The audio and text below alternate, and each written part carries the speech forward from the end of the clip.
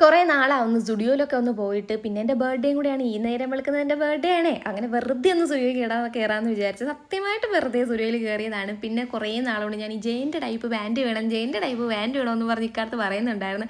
അങ്ങനെ ഇക്ക അത് എവിടെ കിടന്ന് തിരയുമായിരുന്നു. അവസാനം നമ്മൾ വെറുതെ പോയാലും എന്തെങ്കിലുമൊക്കെ മേടിക്കുമല്ലോ. അങ്ങനെ ഈ ഒരു പാൻറ്റും ടോപ്പ് ഇക്കാക്ക് ഭയങ്കരമായിട്ട് ഇഷ്ടപ്പെട്ടിട്ടുണ്ടായിരുന്നു കേട്ടോ. അങ്ങനെ സൈസ് ഞാൻ ആ ടോപ്പിനെ കുറച്ചുകൂടി വലുതെടുത്തിട്ടുണ്ടായിരുന്നു. അപ്പോഴാണ് ഈ ഒരു പാവാട എൻ്റെ കണ്ണിലുടക്കിയത്. എനിക്കത് ഭയങ്കരമായിട്ട് ഇഷ്ടപ്പെട്ടു. ഞാൻ വിചാരിച്ചു വലുതാവുണ്ടായിരുന്നു, കുഞ്ഞായിട്ടിരുന്നാൽ മതിയായിരുന്നു, ഇതൊക്കെ ഇട്ട് എന്ത് സൂപ്പറായിട്ട് നടക്കായിരുന്നു. ഇപ്പം എങ്ങനെ ഇട്ടാലും കേൾക്കാനുള്ളവരെ വായിന്നെല്ലാം നമുക്ക് കേൾക്കാറുണ്ട്. അതിനിപ്പോൾ എന്ത് മറച്ചിട്ടാലും എങ്ങനെയൊക്കെ ഇട്ടാലും കുറ്റങ്ങൾ എവിടെ നിന്നെങ്കിലുമൊക്കെ കണ്ടുപിടിക്കാൻ നമ്മളെല്ലാവരും അല്ലെങ്കിൽ മിടുക്കറാണല്ലോ. പിന്നെ അതെല്ലാം കഴിഞ്ഞ് അവിടെ നിന്ന് കോസ്മെറ്റിക്സ് ഒക്കെ ഞാൻ അപ്പുറം ഒക്കെ ട്രൈ നോക്കിയിട്ടുണ്ട്. പിന്നെ ഓരോന്നൊക്കെ എൻ്റെ പൊന്നെ തോണ്ടിയൊക്കെ എടുത്ത് ഇനി അത് വളരെ ശോചനീയാവസ്ഥയിലാണ് അവിടെ ഇരിക്കുന്നത്.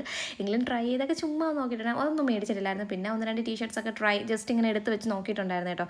പിന്നെ ആ ഒരു പൈൻ ഇപ്പം അങ്ങോട്ട് മടക്കി വെച്ചിട്ട് പോയതേ ഉള്ളൂ. സോ അതുകൊണ്ട് തന്നെ ഞാൻ പിന്നെ പിരുത്തതെല്ലാം ഞാൻ തന്നെ മടക്കി വെച്ചിട്ടുണ്ടായിരുന്നു.